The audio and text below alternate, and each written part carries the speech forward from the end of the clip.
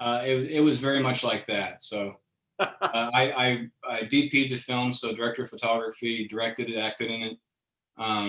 So I was doing all, but it's not as overwhelming now as, of course, it would have been in the past, because technology, like we were talking about earlier just a minute ago, how technology has gotten so unbelievably compact and user friendly that it's still a challenge to wear a lot of hats. But back in the old days, I mean, you couldn't load the film in the camera and then pull focus and do audio, and but now those things are getting more possible for smaller and smaller footprint shoots. So Right.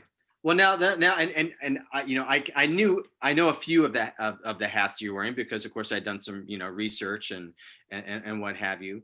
And it's one thing to direct yourself. It's another thing to be the DP as well as being as well as being in the film. So, how the hell did that work, Chris? very stressfully at times. Very stressfully at times.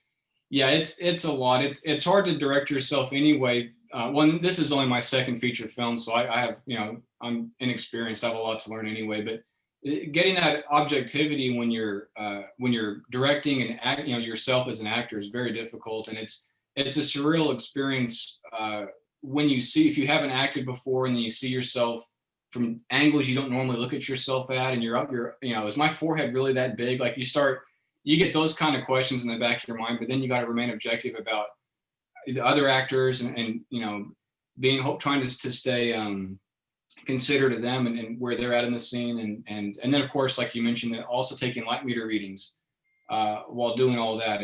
It was a lot, but and at times it was very stressful. But technology has gone to a place where that, if you really hustle and really kind of want it enough, I think you can learn a lot of the different crafts now, and combine it. And being a director of photography is such a natural extension of being a director, learning what different lenses are going to look like and lighting techniques. And then when you extend that to editing, and it's also so intimately connected with being a filmmaker, all those different aspects of editing and directing and cinematography, that in a way, if you can learn those different crafts, then you can really kind of be an auteur, like we were talking about with Truffaut and the French New Wave, Right. where you can really be with your team the author of a film.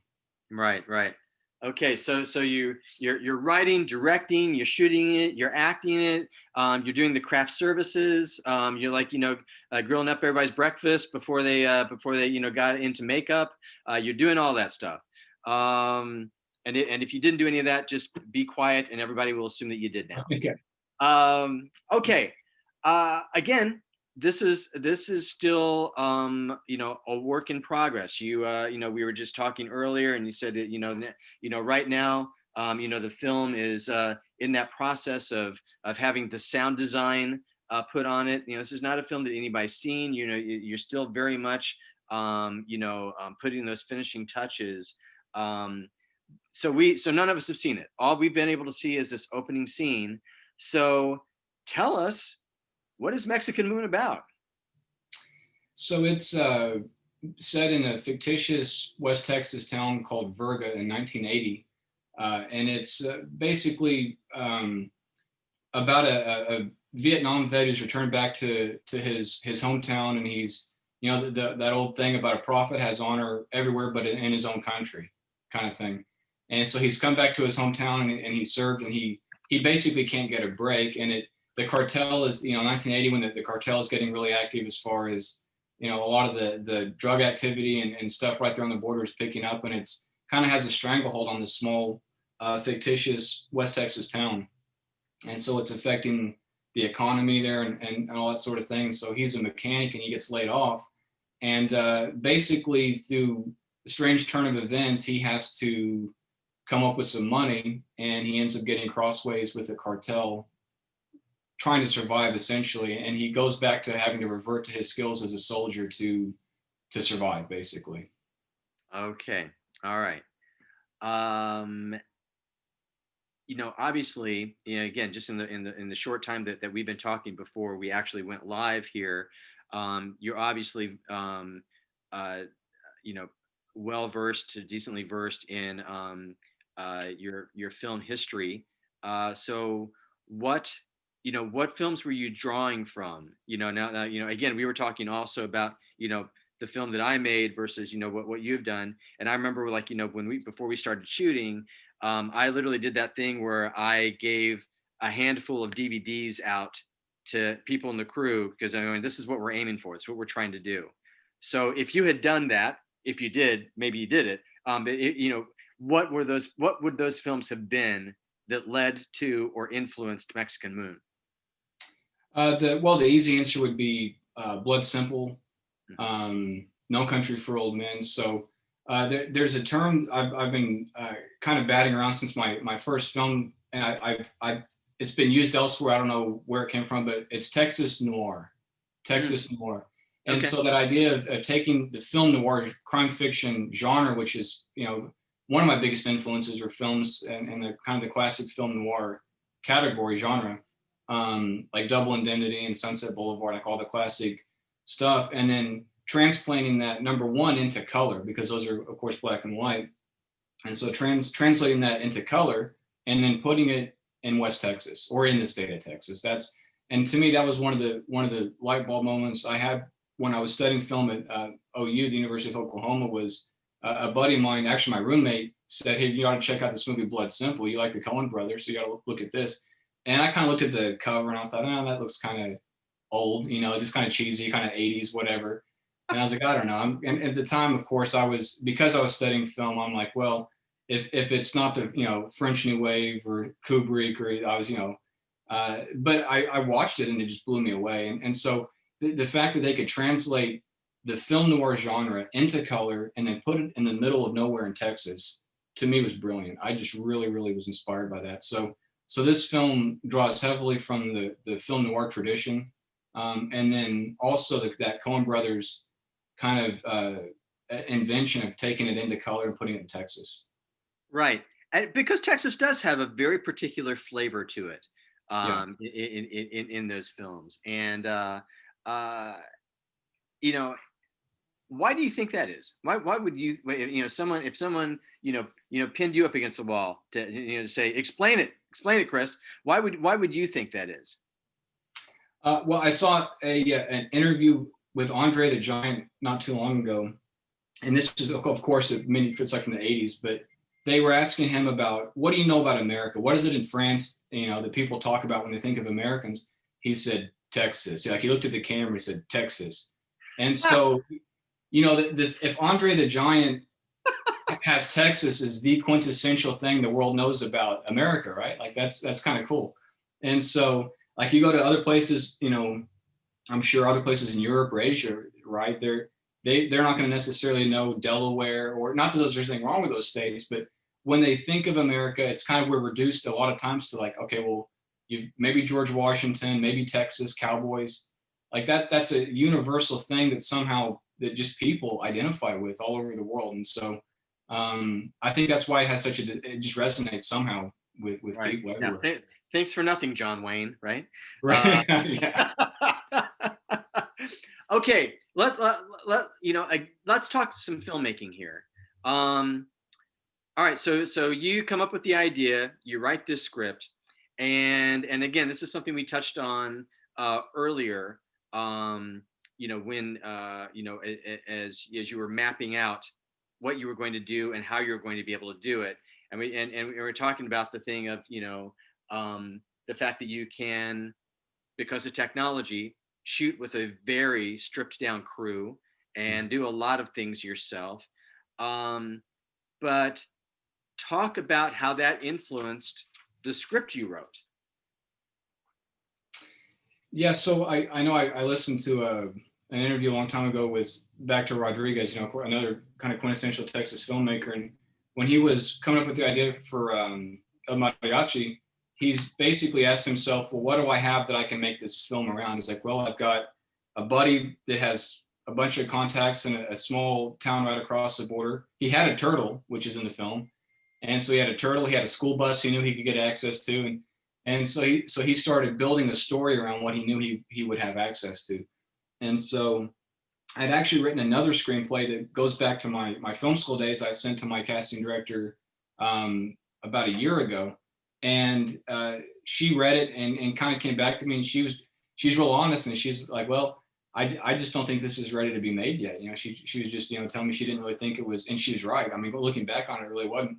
And it was kind of just an early attempt when I was 21 years old to write a story, write a screenplay, and so I was like, well, I wanted to make a movie, so I asked myself, what is it, going back to my roots, with my first film and the kind of films I do like you mentioned, that inspired me. What do I have access to? What kind of story can I tell in this surrounding? And then it came very quickly once I approached it with what I care about, my roots. I live in Texas, and the kind of films I like and what I have access to, and the story very quickly came from there.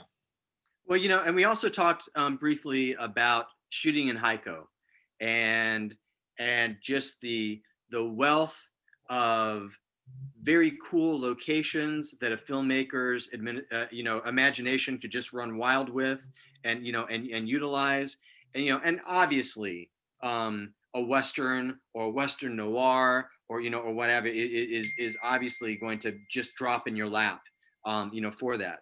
But and here's what I'm segueing to, because we have a question from someone in the audience here. If you, for the next movie, movie number 3 for you, if you shot again in Heiko, but it had to be a different genre, what would that genre be that you would utilize Heiko's locations for? That's an excellent question. It would almost certainly be a period piece, probably something in the 1930s or 40s. That's a time frame that I'm just really fascinated by. I love just the feel, the look of it, and I think Heiko would translate very well into a period piece, a 30s, 40s, 50s even kind of piece. And then if I had enough of a budget, and we got permission from the city, if you could do a little bit of cosmetic work and drop a bunch of dirt on the street, you could be an old West town. I mean, it could even still work in that world, as a Western, like a full blown Western. So, Right. yeah. Okay. Now the next thing I want to get to, because again, this is something else we touched on, is the fact that um, uh, when you're both writing and writing for yourself, directing yourself, when you approach that, whether it's a short film or whether it's a feature film, the idea of doing a character that is going to encompass, accents, and and all kinds of crazy detail work or what have you, versus something that's close to you, something that's easy to access.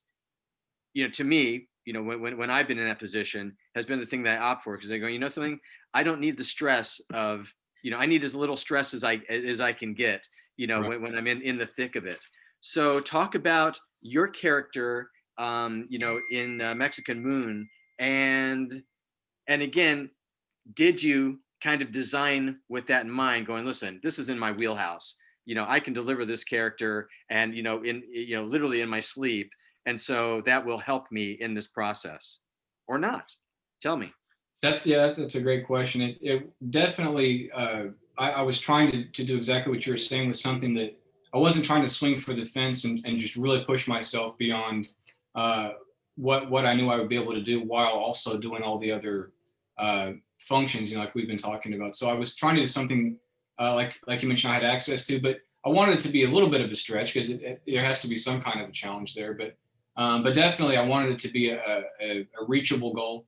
And once I found the character, it started to come pretty naturally at that point. So I didn't have to put a lot more effort into it. But definitely, the only thing with it was it was drawn on some people I've known growing up, some guys I've known growing up. And I grew up in a small town in Oklahoma, and so it wasn't. I mean, it wasn't a huge reach in that sense for me to connect with. I'm not prior military or anything like that, but I've known a lot of guys that are, and so it was kind of in my world to a point as far as that goes. But the West Texas accent, you're right, that was a real thing, and I learned that I tried to do it for a little while when I was kind of getting ready for the character, and I realized my normal speaking voice is close enough. I'm going to go with that, because I would rather not do it at all than do it poorly. And Right. the West Texas accent, all accents, of course, I guess are specific. There's something about it that where the sounds are formed in your throat and your mouth, it's either born into you and put into you from the time you're a little kid or not. But it's a tough thing to pick up. So I didn't try to really go for a full blown West Texas accent in this particular case. Good decision. Because I don't want to be a fraud. Because there's enough people that are going to know what it's supposed to sound like, you know. Exactly.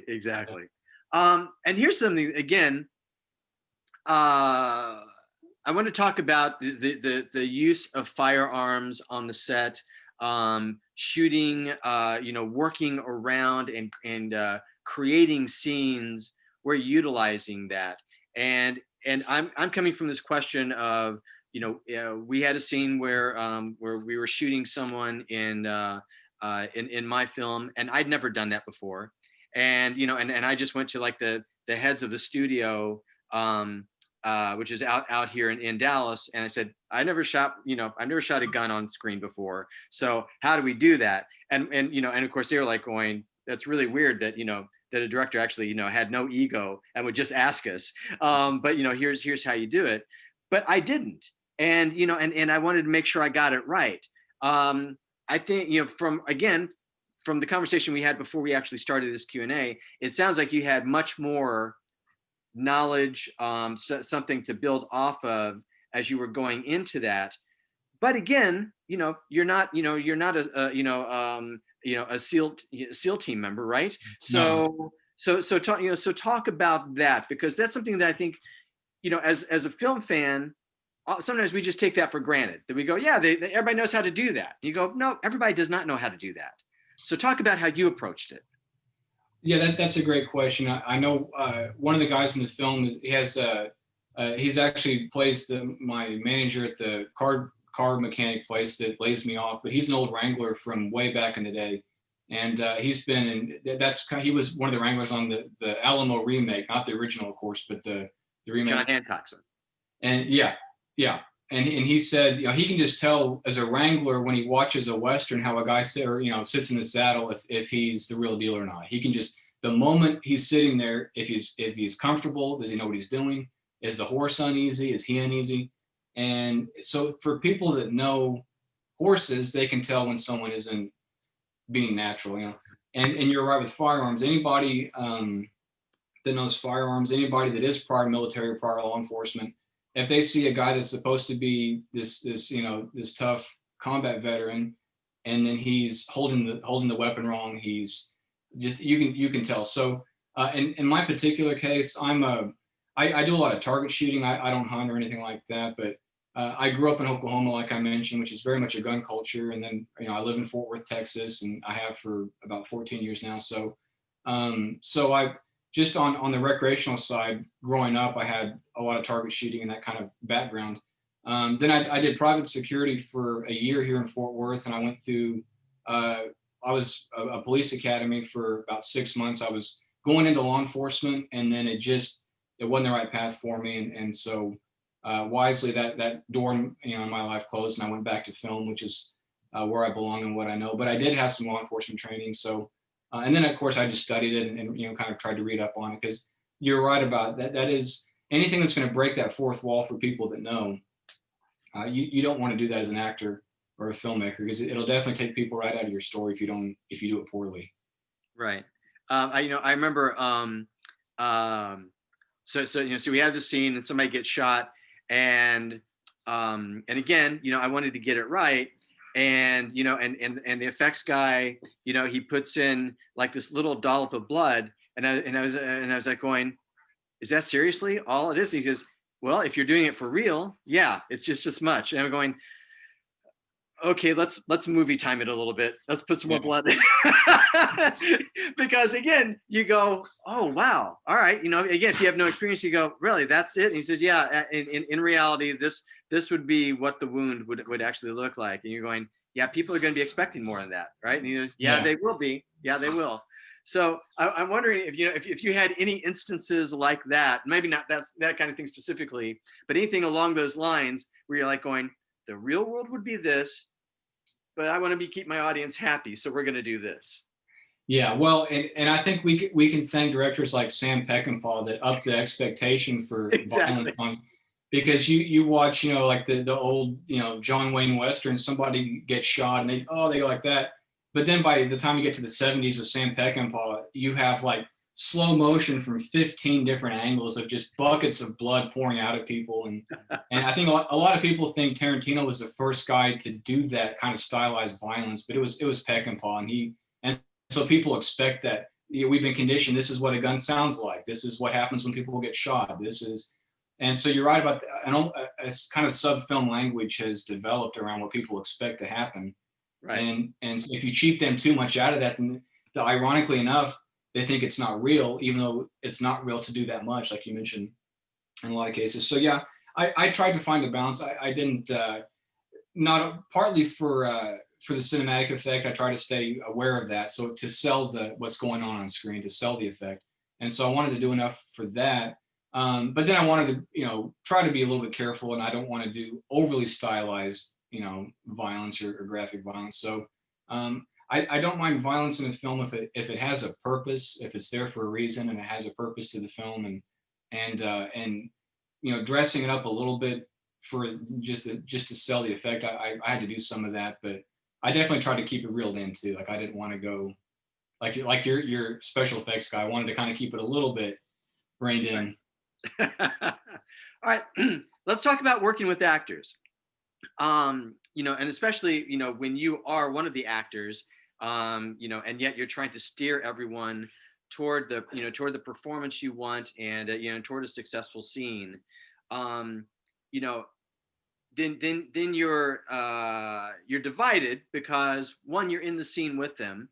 So you're trying to hit your own beats, your own dramatic beats as an actor, and yet as the director, you're also going, yeah, but I need your face shaded a little bit this way so the light will hit it just this way.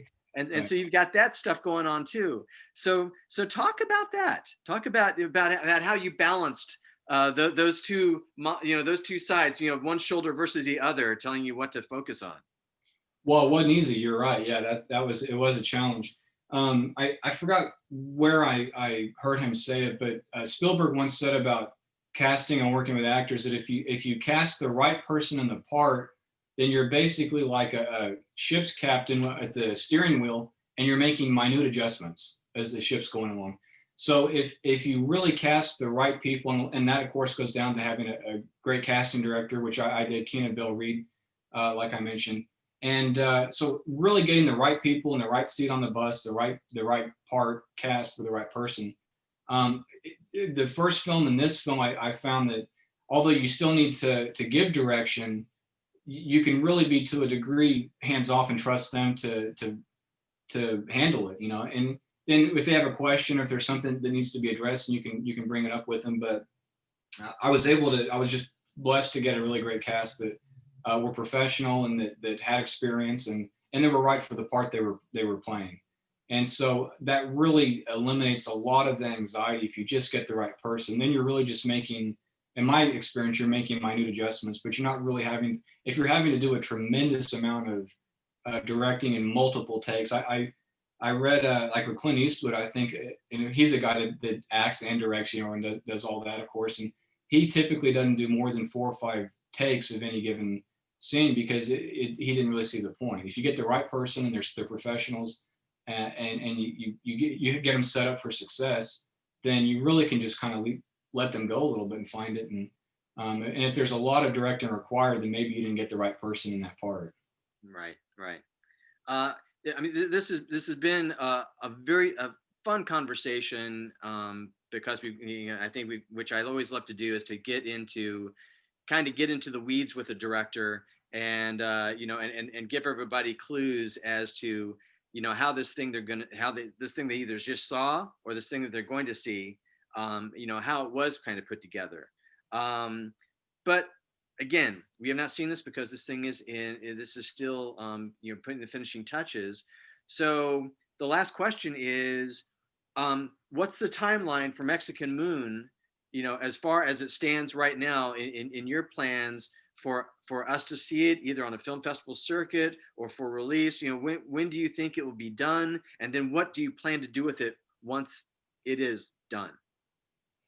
Well, that's a great question. So this is the only festival that I'm actually involved with and will be involved with. So it's kind of I think it's a great thing happening here, and I want to be a part of it. And I also, as a quick side note, I think if Heiko isn't careful, they're going to turn into another Marfa, and I mean that in a good way. But I think word's going to get out that this is a really cool place, and there's a lot of cool stuff happening here for the arts. And so I'm here because it became a meaningful town and group of people to me. So, but as far as other festivals, I'm going to go straight to traditional, more traditional release after this. So I'm hoping I'm in talks with my first distributor, is tentatively slated to take this film as well. So hopefully it'll follow the same release path the first one did, which is it plays a limited release at the Arena Cine Lounge in Los Angeles and West Hollywood.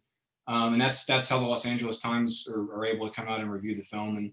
And then from there it goes typically about a month after that onto the different streaming platforms and works its way out there. So I'm hoping to have all the audio finished and everything finalized with my distributor and being that limited theatrical release by the first of the year. So hopefully maybe even late January, something like that. So people should be able to see it very early in the new year. Well, fantastic. It's often said that it is hard as hell to make a feature film, and it is infinitely harder to not become a one film person and to actually make that second film. So congratulations on that, man. Thank you. Absolutely. And again, it's been wonderful talking to you. And if you just tuned into this Q&A and you haven't, checked out the scene, check it out. You're going to see some style there. And then look for Mexican Moon. Chris, thank you for talking with us. John, thank you so much. I appreciate you guys.